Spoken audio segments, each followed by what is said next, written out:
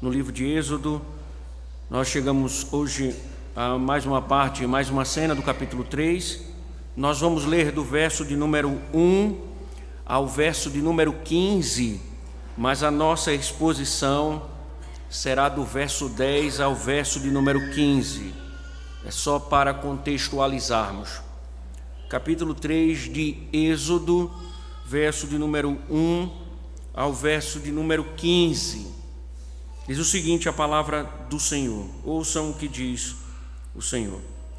Moisés apacentava o rebanho de Jetro, seu sogro, sacerdote de Midian, e levando o rebanho para o lado oeste do deserto, chegou a Horebe, o monte de Deus. Ali o anjo do Senhor lhe apareceu numa chama de fogo, no meio de uma sarça. Moisés olhou, e eis que a sarça estava em chamas, mas não se consumia. Então disse consigo mesmo: vou até lá para ver essa grande maravilha. Por que a sarça não se queima? Quando o Senhor viu que ele se aproximava para ver, Deus, do meio da sarça, o chamou e disse: Moisés, Moisés. Ele respondeu: eis-me aqui. Deus continuou: não se aproxime. Tire as sandálias dos pés, porque o lugar em que você está é terra santa. Disse mais: eu sou o Deus de seu pai, o Deus de Abraão, o Deus de Isaque e o Deus de Jacó. Moisés escondeu o rosto, porque teve medo de olhar para Deus. Então o Senhor continuou: certamente vi a aflição do meu povo que está no Egito, e ouvi o seu clamor por causa dos seus feitores. Conheço o sofrimento do meu povo. Por isso desci, a fim de livrá-lo das mãos dos egípcios, para fazê-lo sair daquela terra e levá-lo para uma terra boa e ampla, terra que mana leite e mel, o lugar do cananeu, do eteu, do amorreu, do ferizeu, do eveu e do jebuseu. Pois o clamor dos filhos de Israel chegou até mim, e também vejo a opressão com que os egípcios os estão oprimindo. Verso 10. Agora venha, e eu o enviarei a Faraó, para que você tire do Egito o meu povo, os filhos de Israel. Então Moisés perguntou a Deus: quem sou eu para ir a Faraó e tirar do Egito os filhos de Israel? Deus respondeu: eu estarei com você, e este será o sinal que eu o enviei. Depois que você tiver tirado o povo do Egito, vocês adorarão a Deus neste monte. Moisés disse para Deus: eis que quando eu for falar com os filhos de Israel e lhes disser: o Deus de seus pais me enviou a vocês, eles vão perguntar: qual é o nome dele? E então, o que lhes direi? Deus disse a Moisés: eu sou o que sou. Disse mais: assim você dirá aos filhos de Israel: eu sou, me enviou a vocês. Deus disse ainda mais a Moisés: assim você dirá aos filhos de Israel: o Senhor, o Deus dos seus pais, o Deus de Abraão, o Deus de Isaque e o Deus de Jacó, me enviou a vocês. Este é o meu nome eternamente, e assim serei lembrado de geração em geração. Senhor bendito, louvamos o teu nome, Senhor, pelas misericórdias que nos cercam e pela grata oportunidade, ó Deus, de expormos a tua palavra. E automaticamente, Senhor, rogamos que sejas favorável para conosco, um pobre vaso de barro com riquezas eternas. E pedimos, Senhor, também que essas riquezas, elas possam, Senhor, elas possam adentrar nos corações daqueles que nos ouvem, para a glória do teu santo nome, ó Deus. Fala ao teu povo. Somente tua voz poderosa pode, de fato, mover os corações, ressuscitar, fortalecer, converter, porque, como acabamos de ouvir, o Senhor é, de fato, o Senhor poderoso, que tem poder para livrar o mais vil pecador das garras do Egito. Em nome de Cristo, que assim seja. Amém. Poder sentar, irmãos.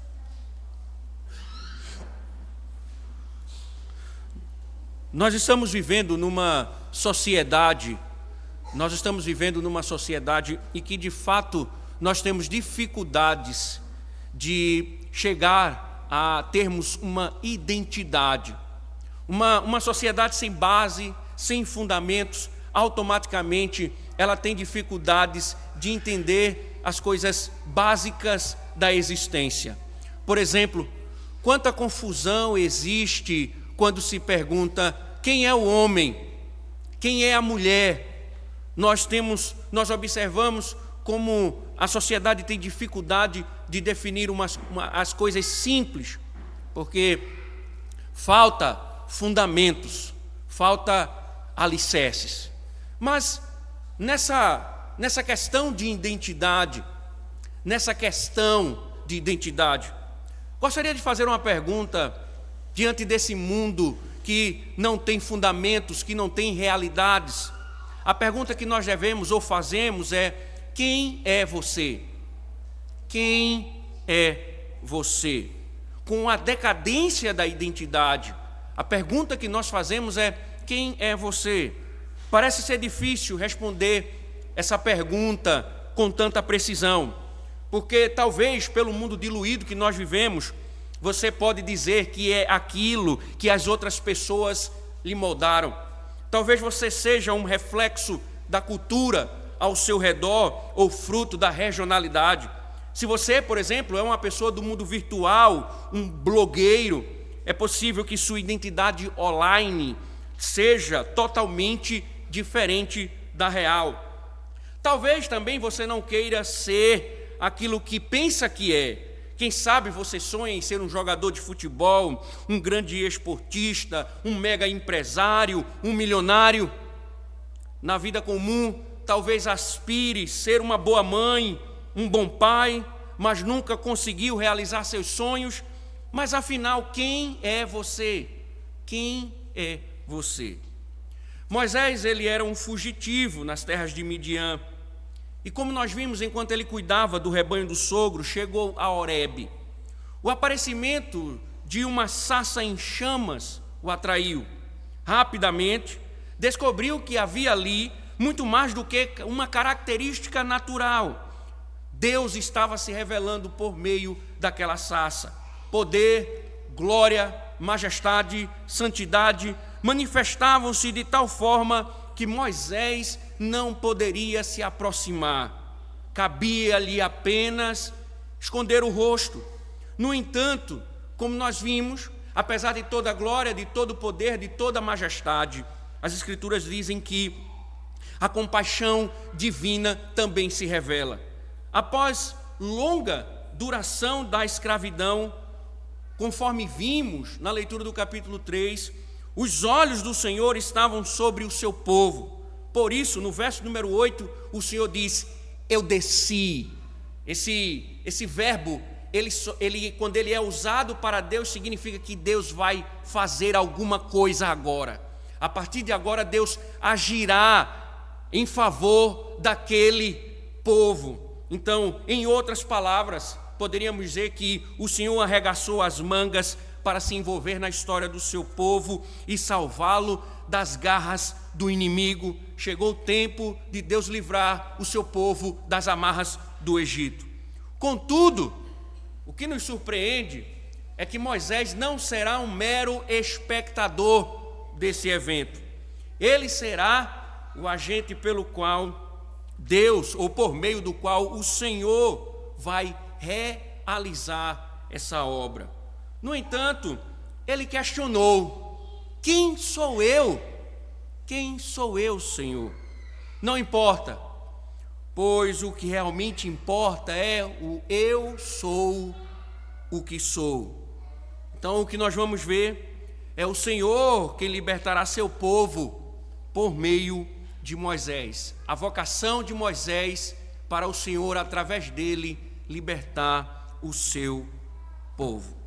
Então, o ambiente que nós estamos é o mesmo. O capítulo 3 e o capítulo 4, uma boa parte do capítulo 4, nós estamos na mesma cena, ou no mesmo enredo, Horebe, e o ambiente continua o mesmo. O Senhor está se revelando por meio do seu poder, sua glória e santidade na sarça que não se consome. E foi nela que o Senhor declarou, como nós vimos no capítulo 3, eu desci a fim de livrá-los, eu vou salvar o meu povo, eu vou agir em favor do meu povo. Mas como dissemos, Moisés será o agente pelo qual Deus vai operar para livrar o seu povo do Egito. Volte comigo no verso número 10, veja a vocação de Moisés. Diz assim: agora venha, e eu o enviarei a Faraó, para que você tire do Egito o meu povo, os filhos de Israel. Veja, irmãos, a compaixão divina agora, ela se revela, ela vai agir para salvar o seu povo. Mas o grande nome é Moisés. E aí nós poderíamos perguntar, como assim? Porque Moisés, ele já havia tentado salvar os israelitas uma vez por conta própria, e foi desastroso. Ele matou um egípcio, ocultou o cadáver, foi descoberto e teve que fugir para Midian. Contudo, nós aprendemos na exposição anterior que Deus utiliza toda essa narrativa, todas essas histórias que envolveram Moisés, para Deus preparar o seu servo para ser útil no serviço do Senhor, para que o Senhor vá e liberte o seu povo. De cara, irmãos, nós temos um paradoxo da graça divina, que Deus usa seres humanos, pecadores, para realizar seus propósitos. Observem que essa é uma construção no livro de Êxodo muito bem presente. Observe que são as pessoas comuns que são úteis ao propósito divino. Deus tem um propósito a executar, a cumprir, mas ele se utiliza de pessoas comuns para que esse propósito seja estabelecido. Nós vimos uma matriarca que pela fé coloca o menino no rio. Nós vimos uma princesa que resgata uma criança e tem compaixão. Nós vimos uma irmã que sugere a mãe como ama de leite no menino. Mas veja, sempre embora estejam as narrativas envoltas de ações humanas, no final de tudo, nós observamos que era a mão de Deus conduzindo a história para que Moisés chegasse ao palácio de Faraó. Agora, com Moisés acontece a mesma coisa. Se a mãe dele foi útil, se a irmã dele foi útil, se a princesa foi útil, agora Deus se dirige a Moisés e diz: vá, você vai libertar o meu povo. Ao mesmo tempo, irmãos, considere um princípio aqui importante. Aqui, lembre-se que Êxodo, ele vai começar a trabalhar temas que serão desenvolvidos, mas teologicamente, no Novo Testamento. Êxodo começará a trabalhar temas das narrativas da redenção, que ficarão mais explícitos no Novo Testamento. Então aqui nós temos um princípio que vai se desenvolver e vai se estabelecer doutrinariamente no Novo Testamento. Ou seja, cada cristão tem um trabalho a fazer. O teólogo Philip Graham Hyken diz que o chamado de Moisés por Deus incluía não só a sua salvação, mas também sua vocação. A tarefa específica para a qual Deus o chamou para a sua glória. O mesmo, diz ele, é verdadeiro para cada cristão. O Deus que salva é o Deus que envia. Observem, o Deus que salva é o Deus que envia.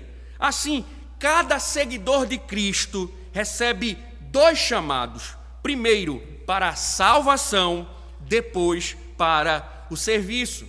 O puritano Cotton Mather endossa isso, dizendo: cada cristão deveria ter um chamado, ou seja, deveria haver alguma atividade especial no qual o cristão deveria passar a maior parte do seu tempo para nisso glorificar a Deus. E essa é uma questão endossada pelo próprio apóstolo Paulo. Paulo ensina que cada cristão, ele é membro do corpo, com uma vocação para a edificação. Cada cristão é membro do corpo com um dom, com uma vocação para a edificação. Fizemos a exposição de 1 Coríntios 12 e nós enxergamos esse fundamento Paulo estabelecendo com relação ao corpo. Então, nas Escrituras ficará claro, nós observaremos no desenrolar da revelação que aqui em Êxodo já se expõe o princípio: nós fomos chamados para servir a Deus, seja como pastor, farmacêutico, policial, pedreiro ou vendedor. Deus não somente nos chama, nos salva, mas Ele nos vocaciona, Ele nos dá dons, Ele comunica que devemos servir, trabalhar dentro daquilo que o Senhor nos coloca. Logo, irmãos, não há, biblicamente falando, cristãos desocupados no reino. Não há vagabundagem no reino. Por isso eu pergunto: quem é você? Um salvo a serviço do reino? Você é um salvo vocacionado a serviço do reino? Porque quem não trabalha, dá trabalho à igreja. E aí é interessante, irmãos, porque quem não serve, quem se diz cristão e diz que faz parte de um corpo e ele não serve, ele é um parasita. Gerhard von Groningen, no seu livro Criação e Consumação, ele diz que o reino paralelo ao reino de Deus é o reino de Satanás. E o reino de Satanás é um reino parasita. Quem está no corpo somente se hospedando é um mal para o corpo. Quantos hospedeiros nós temos aqui? Quantos hospedeiros nós temos aqui? Ao invés de servirem com suas vocações, se alimentam do corpo. Quem é você nesse corpo? Quem é você nesse corpo? Contudo, Moisés, ele questiona, ele resiste. Embora esse princípio esteja estabelecido, Moisés, a princípio, começa a resistir esse chamado. Veja o verso de número 11. Então Moisés perguntou a Deus: quem sou eu para ir a Faraó e tirar do Egito os filhos de Israel? Veremos, irmãos, que esta é a primeira de 5 desculpas e evasivas que ele apresentará a Deus. Uma sequência de desculpas e evasivas, elas virão no decorrer do capítulo. E essa é a primeira. Gosto muito do comentário de Warren Wiersbe, que ele diz que antes Moisés agiu como um cavalo impetuoso, correndo à frente de Deus, mas agora está agitado, como uma mula obstinada, resistindo ao Senhor. Observem o homem que anteriormente, pela sua própria força, agiu por conta própria. Agora, diante da vocação do Senhor, diante da tarefa do Senhor, diante do chamado do Senhor, ele diz: quem sou eu? É interessante, irmãos, porque possivelmente sua alma ainda se alimentava das vívidas e dolorosas memórias de seus falhos esforços muitos anos antes, quando tentou salvar um homem do seu povo.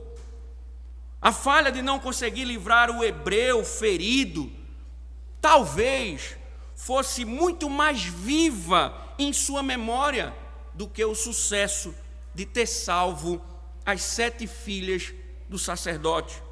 Creio, irmãos, sem dúvida alguma, que nossas derrotas, nossas humilhações, elas nos marcam mais fortemente do que as vitórias. E o tempo não tenho dúvida, o tempo nem sempre cura as feridas. Mas qual é o problema dessa autodepreciação? Porque você pode dizer assim: não, pastor, ele foi muito humilde, foi de uma humildade extrema, ele reconhece a sua incapacidade. Esse é o problema. Quando ele diz: quem sou eu, em indagação, poderíamos pensar, por exemplo, se ele tivesse consultado um coach, como Paulo Vieira, ele diria, abre aspas, pessoas limitadas, Moisés, perguntam se vão conseguir. Pessoas vencedoras perguntam o que vão fazer para conseguir. E super-humanos perguntam quem vão se tornar ao conseguir. Ou talvez ele diria de outra forma: Moisés, nós não podemos prever o futuro, mas temos poder para criá-lo. Talvez gerasse em Moisés a síndrome de Roberto Carlos: esse cara sou eu. Em outras palavras, irmãos, nós precisamos entender que essa autodepreciação, essa é uma indicação não de uma humildade, não de uma humildade de espírito, mas nós devemos entender que por trás desse quem sou eu está uma exaltação da habilidade inata do homem, da competência, da diligência, do esforço, do superpoder humano. Quando Moisés, ele diz: quem sou eu? Ele não estava sendo humilde, mas ele estava com os olhos fixos nele mesmo. Então, seja pelas histórias passadas, seja pelas mentiras que abraçamos ao nosso respeito, a questão de Moisés é que Moisés estava focado nele mesmo. Quem sou eu? Moisés estava olhando, eu não tenho condições, porque ele olhava para si mesmo. Moisés então, ele diz: eis-me aqui, no capítulo 3 no início, e depois ele diz: agora envia outro, porque eu não sou capaz, eu não tenho condições, eu não posso, eu não tenho. O eu impera no coração de Moisés. Eu não posso. Quem sou eu? Era aí então necessário, irmãos, que o olhar mudasse de lugar, mudasse de pessoa. E é isso que vai acontecer. Veja o verso de número 12. Verso número 12. Deus respondeu: eu estarei com você. Eu estarei com você. E este será o sinal que eu enviei depois que você tiver tirado o povo do Egito. Vocês adorarão a Deus neste monte. Observem, irmãos, humanamente falando, prestem atenção, humanamente falando, era difícil um homem libertar o povo. Havia uma potência, ele teria que lidar com a maior potência do mundo, que era o Egito, potência militar, potência econômica e etc.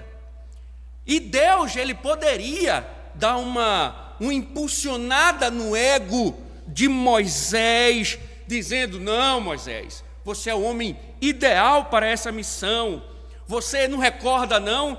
Você é alguém com treinamento egípcio, você estudou no Egito, você é neto de Faraó, você viveu um período no deserto, no pastoreamento, você é o homem ideal. Sinceramente falando, irmãos, numa análise contextual, observamos que Moisés, de fato, quem seria o homem mais preparado, humanamente falando, para entrar dentro do Egito e libertar o seu povo? Todavia, irmãos, a questão não era sobre ele, sobre sua capacidade, mas quem iria com ele. Eu estarei com você, eu vou com você. Importante, irmãos, entender isso. Porque se o incentivo fosse as qualidades do homem, talvez fosse um grande incentivo. Porém, Moisés, ele tenderia a confiar nele mesmo, não no seu Deus. Ele teria a condição de olhar para ele mesmo, não para Deus. Por isso Deus diz, a questão não é quem eu sou, mas é quem vai com você. A libertação independia, Deus está dizendo, da competência humana. A libertação, Moisés, depende de mim. Eu vou com você, eu serei com você. É eu quem vou salvar e libertar o meu povo através de você. Moisés, em outras palavras, disse, eu não posso fazer isso. Deus responde, você não fará, eu farei. Não é você que vai fazer, sou eu que vou fazer. Portanto, para Moisés o que importava era, eu vou com você. Mais um princípio, aprendemos aqui, que sem Deus não somos nada. Por mais habilidosos, diligentes, esforçados, criteriosos, sistemáticos, organizados, sem o Senhor, nada somos. Também não é sobre as inatas habilidades, mas sobre aquele que nos chama.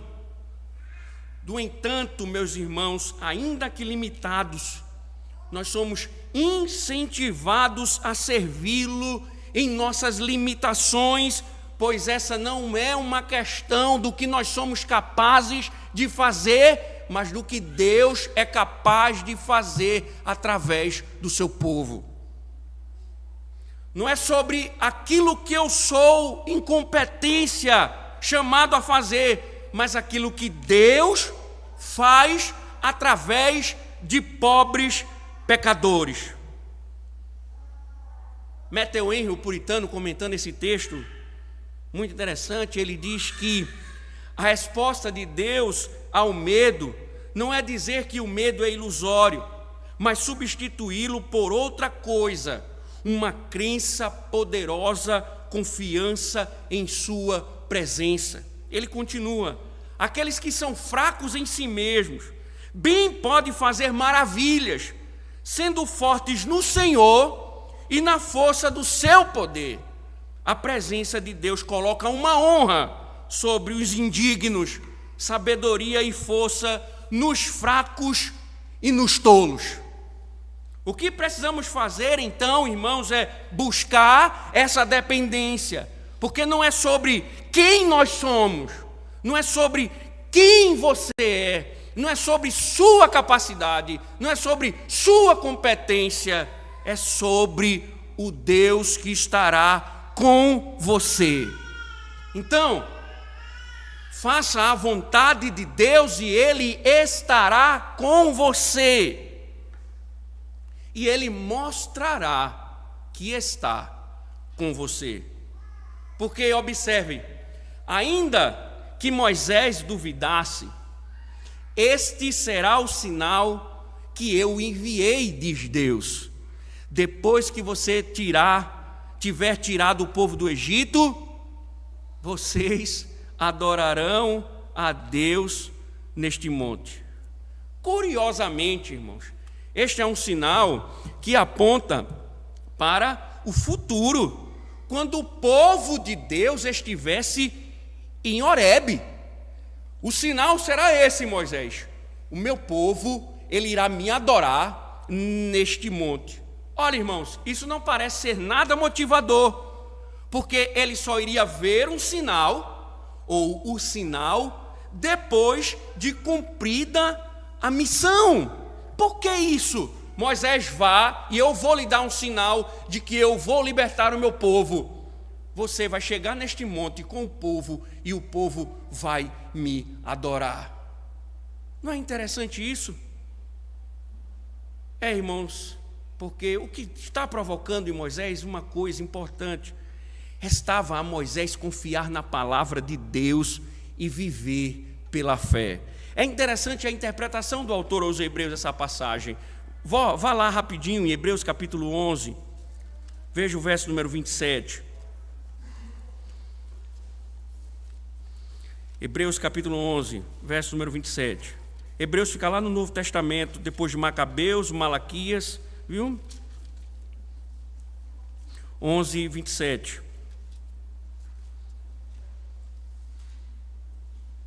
O Malaquias é meu, viu? 11, 27.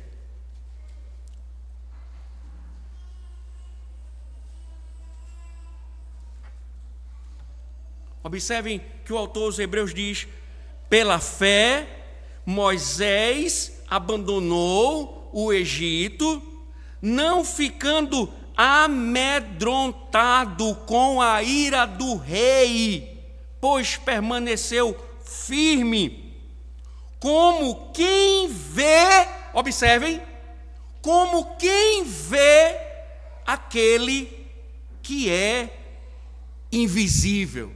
Ele permaneceu firme como quem vê aquele que é invisível. Irmãos, o que o autor aos Hebreus basicamente está dizendo é que Moisés viveu pela fé. Moisés, o meu sinal é que vocês irão me adorar neste monte. E Moisés tinha que viver pela fé para ver o sinal ser cumprido. Irmãos, observem como o foco ele sai de uma forma fantástica de Moisés para Deus. Porque observem mais uma vez que o foco em nós mesmos perde de vista essa preciosidade. Direcionar nossas atenções a Deus e deixar que olhemos para nós mesmos, olhando para Deus, isso nos leva a viver pela fé, sabendo que Deus cumprirá todos os seus decretos, todos os seus propósitos, independente de quem nós somos. Que Deus fará tudo. Viver pela fé é isso, é que Deus cumprirá com a sua palavra e que eu preciso somente confiar.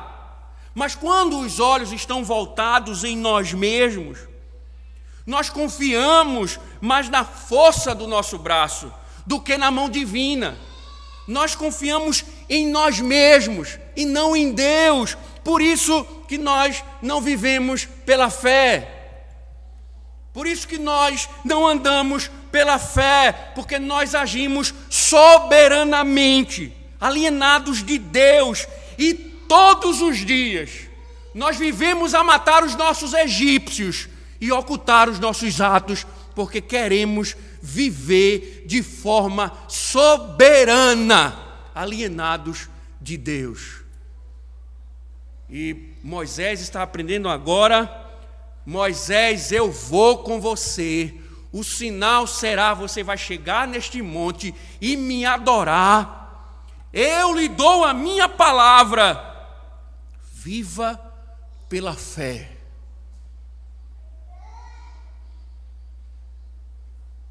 Nosso problema, nós temos uma fé idólatra em nós mesmos. Nós não confiamos nas palavras do Senhor. Nós muitas vezes nem a ouvimos, porque focamos nos nossos planos e nas nossas palavras. Vocês verão em Ezequiel, Deus mandando Ezequiel e dizendo: você vai falar e o povo não vai me ouvir. Pode falar, e eu digo: Ezequiel, o povo não vai me ouvir, não vai dar atenção ao que eu digo.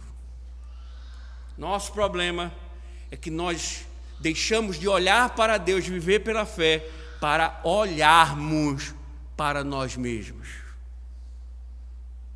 Moisés está aprendendo do Senhor a viver pela fé. E o autor diz: ele viveu pela fé e como se ele estivesse vendo aquele que é invisível.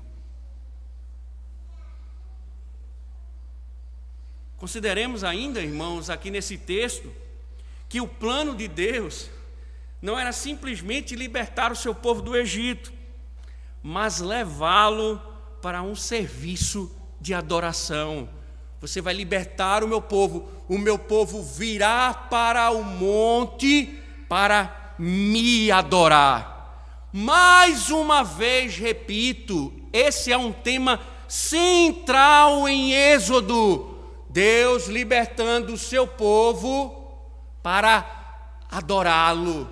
Não é Deus libertando o seu povo para evangelizar. É povo sendo liberto para a adoração. É uma liberdade para glorificar a Deus em adoração, para se voltar diante de Deus em adoração, porque o que o Senhor vai fazer com o seu poder para libertar o seu povo, o povo é salvo para se prostrar diante de Deus, reconhecendo o seu poder e glória. Não é à toa que os nossos catecismos fazem a seguinte pergunta no início: qual é o fim supremo e principal do homem? O catecismo responde: o fim supremo e principal do homem é glorificar a Deus e gozá-lo para sempre. Por isso que o Senhor, quando entregou a lei a Moisés, o prefácio da lei está claro: eu sou o Senhor, seu Deus, que o tirei da terra do Egito, da casa da servidão.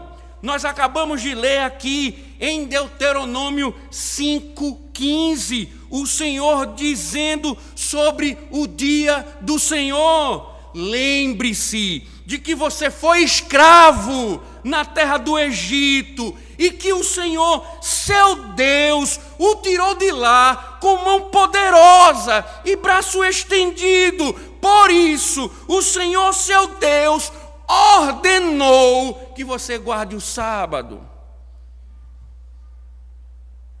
Adoração não é uma questão de opção. Adoração não é uma questão da minha decisão. Não há democracia. Deus não é democrático nessa questão. Ele não pergunta se o seu povo quer adorá-lo. Ele clama, ele chama o seu povo para a adoração. Aquele que foi liberto do Egito, ele deve responder ao Senhor com adoração. Deus salva o seu povo para adorá-lo. Por isso que quando Paulo escreve sua epístola aos Romanos, depois de teologicamente mostrar a doutrina da redenção, como Deus salvou os judeus, como Deus salvou o remanescente, como Deus salvou os homens pagãos. Aí Paulo no capítulo 12 começa a aplicar e diz: agora vivam oferecendo o seu corpo como sacrifício vivo, que é o vosso culto. Ele não diz vai evangelizar, ele diz agora adorem a Deus com toda a sua vida. Se coloquem no altar diante de Deus, diante de tamanho poder, diante de tamanha salvação. Deus salvou o seu povo para adorá-lo. Por outro lado, irmãos, a adoração parece um fardo. Veja o que diz o profeta Isaías. Abra comigo, capítulo 58.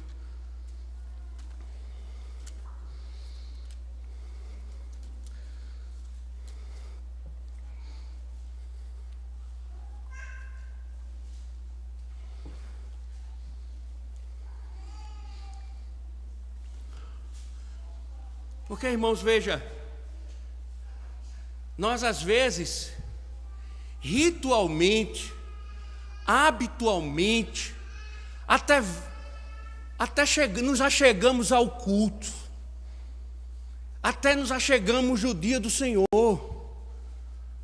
mas muitas vezes o nosso coração, ele não condiz com o dia. O Senhor dá um alerta aqui, profeta Isaías, verso 13, 58, capítulo. Veja, se vigiarem os seus pés, para não profanarem o sábado, se deixarem de cuidar dos seus próprios interesses, no meu santo dia, se chamarem ao sábado de meu prazer. Chegou o dia do Senhor, eu tenho prazer, o meu prazer é o dia em que eu me deleito. Se chamarem ao sábado de meu prazer, e santo dia do Senhor, digno de honra, se guardarem o sábado, não seguindo os seus próprios caminhos, não pretendendo fazer a sua própria vontade, nem falando palavras vãs, então vocês terão no Senhor a sua fonte de alegria. Eu vos farei cavalgar sobre os altos da terra, e os sustentarei com a herança de Jacó, seu pai, porque a boca do Senhor o disse. Veja, se vocês tratarem o dia do Senhor com deleite, com prazer, a satisfação na alma, não é um dia pesado, não é um dia de fardo, não é um dia ruim, não é um dia triste, é um dia de gozo, um dia de alegria, um dia de satisfação. O dia de adoração é um dia em que o povo alegremente se volta para dedicar sua vida ao Senhor. Mas nós transformamos o dia do Senhor numa melancolia. Nós transformamos o dia do Senhor num dia triste, pesado. Quantos não se atrasam no dia do Senhor? Poucos se lixando. Pastor fala, mostra, todo domingo é atraso. Todo domingo. Tem gente que tem o pecado do atraso na vida dele. Isso significa que ele não está dando importância. Ele não dá importância ao dia do Senhor. Ele não dá importância à adoração. Não adoram. Chega aqui, não adoram. Não respeitam o ambiente de culto. Não atentam para a pregação da palavra. Desprezam a escola dominical que é colocada para instruir o povo. E vai embora para cuidar dos seus afazeres.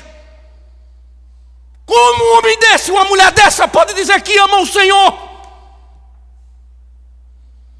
Como? Se no dia do Senhor, o Senhor está chamando o seu povo para lhe instruir, e ele prefere fazer as coisas privadas do que se voltar no dia de adoração ao Senhor. Se arrependa! Se você não ama a adoração, aqui não é o seu lugar. Vai embora!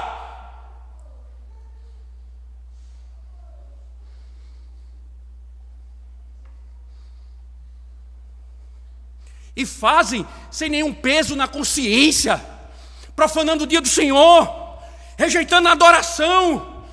Vá para o mundo, mundano!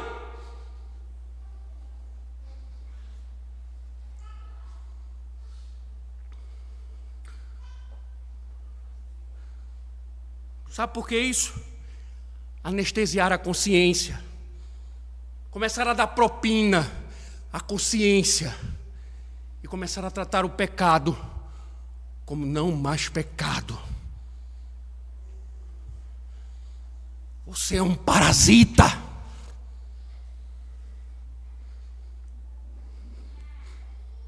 Como você tem tratado o dia do Senhor? Não é isso que Deus espera de um povo salvo.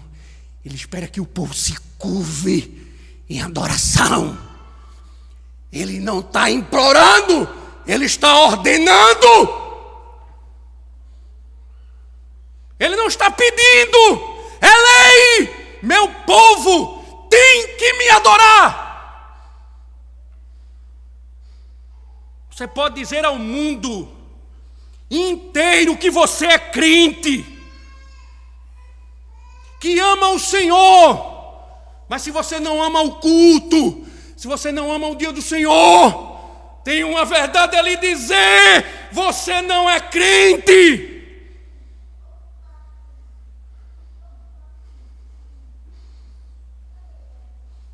E Deus não é o seu Deus. Deus, Ele disse: eu sou o Senhor teu Deus, que te tirei da terra do Egito, da casa da servidão. Lembra-te do dia de sábado para o santificar. Se você não adora o Senhor, se você não ama a adoração, se você não ama o culto, se você não ama o dia do Senhor, o Senhor não é o seu Deus. Ele não é o seu Deus. Não se engane. Não se engane. Pelo contrário, você está precisando é de libertação.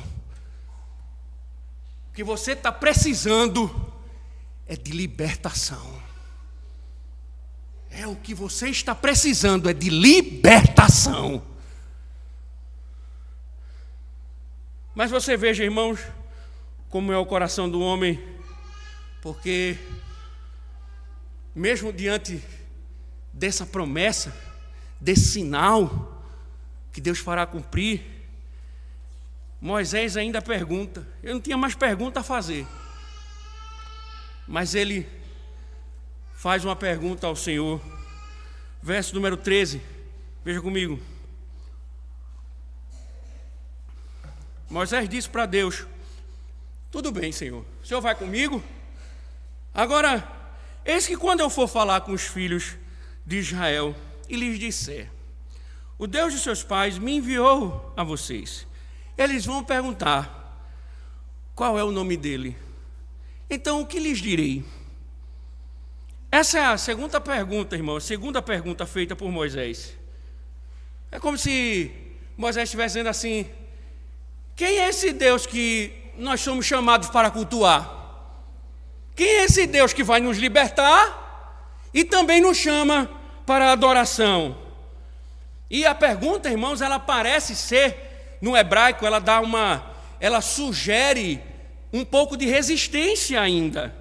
Tanto é que uma versão americana, a News International Version, ela diz assim: caso eu vá, o que direi a eles? É como se ele estivesse dizendo isso. Tudo bem, Senhor, o Senhor vai comigo, mas caso eu vá, o que é que eu vou dizer a eles? Caso eu decida... Veja, irmãos, ele acabara de receber uma ordem direta de Deus e mesmo assim ele está preocupado com o que o povo vai pensar. O que é que o povo vai dizer? E aí, observe como a narrativa chama a atenção novamente, irmãos, porque sua vida, seus olhos continuam nele. Quando eu for, o que lhes direi? O que eu? Parece que o foco dele ainda estava nele mesmo, não na suficiência de Deus. E foi aí então que Deus deu o seu decreto. Deus se revela, revelando o seu nome. Verso 14 e 15, veja. Disse Deus a Moisés, está na sua versão aí em caixa alta, não é porque foi um grito não, tá?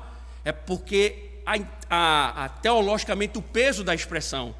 Eu sou o que sou, disse mais. Assim você dirá aos filhos de Israel: eu sou, me enviou a vocês. Deus disse ainda mais a Moisés: assim você dirá aos filhos de Israel: o Senhor, o Deus dos seus pais, o Deus de Abraão, o Deus de Isaque, o Deus de Jacó, me enviou a vocês. Este é o meu nome eternamente, e assim serei lembrado de geração em geração. Irmãos, eu preciso que vocês prestem atenção, porque eu vou ter que usar ser técnico aqui para tentar ajudar na compreensão. Então, em primeiro lugar, Moisés já sabia quem Deus era. Deus já estava se identificando. Aí Moisés poderia ter encurtado toda essa conversa e dissesse: vamos embora, Senhor, o Senhor está comigo, eu vou embora.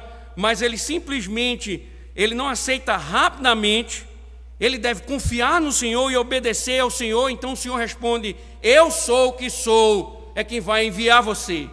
E você vai dizer: o meu nome é esse, e por esse nome eu serei lembrado. Por esse nome eu serei lembrado.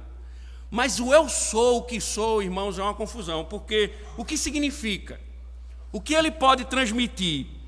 Então, se você pegar o texto original, você perceberá que Deus usa variações de seu nome 5 vezes nesses versículos. Uma vez no versículo de número 12, quando ele diz assim: eu serei contigo, a melhor tradução seria: eu sou é quem está contigo. 3 vezes no versículo 14, eu sou, repetitivo, eu sou, eu sou, eu sou. E uma no versículo 15, Senhor, que é o termo pactual. Seu nome, então, ele traz uma conotação, pelo que ele coloca, traz a ideia de ele que é. O eu sou traz a ideia de ele que é. Ou eu sou aquele que é. O eu sou o que sou pode ser entendido como eu sou aquele que é. Mas ainda isso é muito misterioso. Eu sou aquele que é. Herman Bavinck, um teólogo holandês, ele escreveu dizendo: Deus é o que ele se chama, e ele se chama o que é. Quem é Deus? Deus é quem ele é, e é só o que temos a dizer sobre isso. Observe que Deus não diz: eu era o que era. Ele não diz: serei o que serei. Ele diz: eu sou o que sou. Então, em termos teológicos, isso aponta para vários caminhos. Como, por exemplo, ele é o que é, porque ele não tem passado ou futuro, mas apenas um presente eterno. Deus não vive dentro da história, Deus é atemporal, ele compreende tudo. Então, para Deus não tem passado, presente e futuro. Ele é um Deus eternamente presente. Então Deus é aquele que é sempre. Por isso que ele diz a Moisés: eu sou o Deus dos patriarcas. Eu sou o Deus dos patriarcas. Por isso que ele diz a Moisés: esse meu nome será conhecido em todas as gerações. Teologicamente também, esse nome traz a ideia de uma autoexistência, porque o verbo hebraico ser é flexível bastante para permitir que o nome divino seja traduzido como: eu sou aquele que causa ser. Eu sou aquele que causa ser. Ou seja, tudo mais deve sua vida a seu ser, a Deus. Mas Deus é independente. Ele não deve seu ser ou os seus atributos a ninguém. Deus simplesmente existe por si só. Ele não depende de nada para existir. Como observou novamente o puritano Matthew Henry, o maior e melhor homem do mundo precisa dizer: pela graça de Deus eu sou o que sou. Mas Deus diz absolutamente: não existe em qualquer pessoa senão em si mesmo. Por isso que a confissão de fé diz: Deus tem em si mesmo e de si mesmo toda a vida, glória, bondade e bem-aventurança. Ele é todo suficiente em si para si, pois não precisa das suas criaturas que trouxe à existência. Capítulo 2, seção 2 da Confissão de Fé. A pergunta: quem é você? Você Nós precisamos, você precisa dizer: eu sou aquilo que me tornei, ou eu sou aquilo que nasci, ou eu sou aquilo em que as circunstâncias me transformaram. Ele disse: eu sou o que sou. Todas as criaturas são dependentes, mas Deus é absoluto, autodependente e, portanto, inalterável para todo sempre. Ele vive para sempre, uma chama que não se apaga. Moisés disse: tem um fogo pegando num arbusto e ele não se apaga. Deus é autoexistente, ele não se apaga.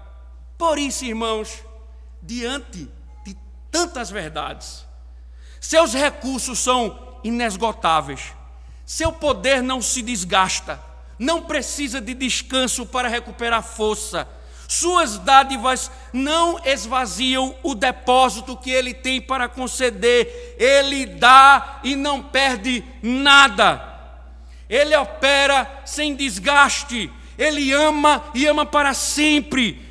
Então que Moisés fique ciente: sou eu, Moisés, o Todo-Poderoso, o Soberano, o Senhor sobre tudo e todos, que vou libertar o meu povo, e nada pode me impedir, nem o homem mais poderoso do Egito vai me impedir, porque eu sou o que sou. Nem a fraqueza do homem, nem o poder de um rei frustrarão os decretos de Deus. Eu sou o que sou, Moisés. Diga ao meu povo que eu sou o que sou, me enviou.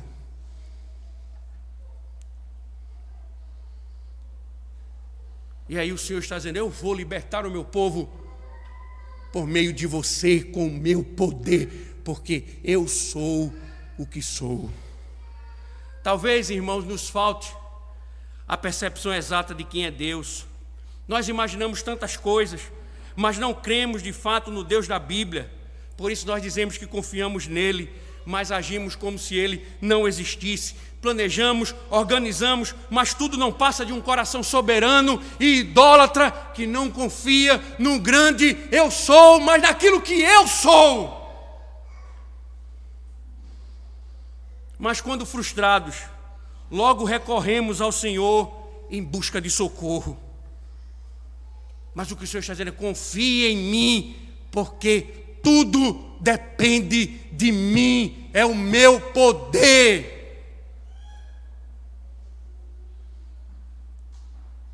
Ou seja, Moisés, vá libertar o meu povo, e eu vou libertá-los. Vá, vai ser o meu poder, confie em mim, vá, porque eu vou libertar o meu povo. Sou eu, Moisés, diga que sou eu.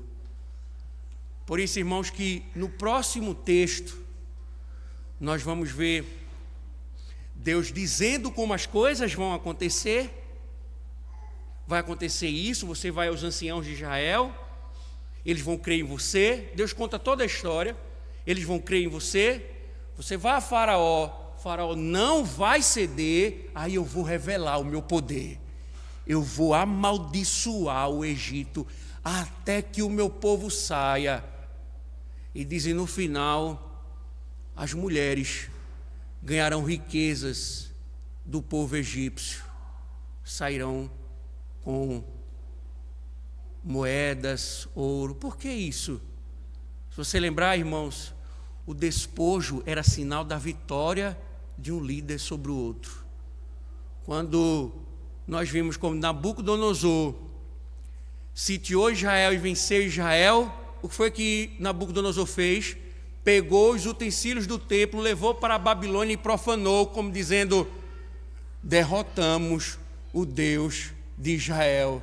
Deus está dizendo: eu vou com mão forte amaldiçoar o Egito e vocês vão sair de lá ricos. como uma prova de que eu venci o homem mais poderoso do mundo com o meu poder. Vocês vão saquear o Egito, humilhando o Egito, porque eu sou o que sou. Dá até vontade de falar em línguas, irmão, mas vamos lá.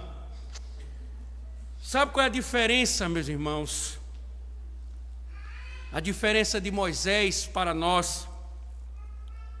Sabe qual é a diferença desse período maravilhoso para nós? Um tempo tão distante, mas teologicamente tão próximo. É que Deus nos deu um novo nome pelo qual podemos chamá-lo. É o nome, o único nome pelo qual precisamos ser salvos, que é Jesus Cristo. Em certa ocasião, Jesus estava revelando a alguns líderes religiosos que ele era o Cristo. Por fim, ele disse, João 8,58, em verdade, eu vos digo, antes que Abraão existisse, eu sou. Jesus estava afirmando ser o Senhor Deus de Moisés, o grande eu sou, o anjo do Senhor que estava na sarça. Jesus já estava afirmando, eu sou o Deus que estava com Moisés. Eu sou o Deus autoexistente e encarnado. Os líderes religiosos sabiam exatamente o que Jesus estava dizendo, mas eles não creram nele. Na verdade, julgaram como blasfêmia, por isso tentaram apedrejá-lo. Mas o que Jesus disse é verdade. Ele é aquele que era e que há de vir. Apocalipse 1:8. A grande pergunta, irmãos, caminhando para o final, você crê que Jesus Cristo é o Deus de Moisés, o Senhor da sarça ardente? A pergunta é importante, porque sua resposta é uma questão de vida ou morte. Jesus disse, por isso eu vos disse que morrereis nos vossos pecados, porque se não credes que eu sou, morrereis nos vossos pecados. Por que ele está dizendo isso? Porque ele é o Deus que salva, é o Deus que liberta, é o Deus que tira o seu povo do Egito, e todo aquele que não crê nele não tem esperança de salvação. Mas Jesus continuou e disse, quando levantardes o Filho do Homem, então sabereis que eu sou. Jesus estava falando sobre sua crucificação, afirmando sobre a sua morte na cruz, pelos pecadores, que ele provaria ali que ele era o Deus verdadeiro da nossa salvação. O genuíno cristão é aquele que crê que Jesus é o grande eu sou. Uma vez que cremos, irmãos, que ele é o grande eu sou, nós podemos ir a ele com perguntas, assim como Moisés fez. Ele não nos mandará embora. Mas o que ele quer de nós é que, assim como Moisés deveria viver pela fé, ele quer que o seu povo viva pela fé. Que nos deixemos conduzir por ele, para onde ele nos mandar, e confiemos em suas promessas, e somente nele. Recentemente, estava num velório de um romano, e o diácono católico chegou a dizer, pensemos em suas boas obras, pois são elas que salvam. O Papa Pio X, no seu catecismo, responde da seguinte forma, a pergunta 788, a respeito das penas aliviadas àqueles que estão no purgatório. Ele diz, abre aspas, as almas que estão no purgatório podem ser aliviadas com orações, com esmolas, com todas as demais boas obras e com as indulgências, mas sobretudo com o santo sacrifício da missa. Em seguida, sobre as indulgências, ele diz que a igreja de Roma, perdoa aplicando as satisfações superabundantes de Jesus Cristo, da Santíssima Virgem e de todos os santos. Mentira! Quanta loucura! Cristo disse: eu sou a porta, eu sou o caminho, eu sou a vida, eu sou o que sou. Se você não considerar isso, o inferno lhe aguarda. Todos aqueles que confiaram em santos e ainda confiam na Igreja de Roma, no Papa, nas boas obras, padeceram e padecerão frustrados no inferno, porque os santos adoram somente o libertador, o grande eu sou. Santana não é capaz de salvar ninguém, Maria também não, porque ambas precisaram de um redentor. Ele disse: eu sou o que sou. Por isso que ele disse: eu sou o caminho, eu sou a verdade, eu sou a vida. Ele não disse um caminho, uma verdade, uma fonte de vida. Ele disse: eu sou o A.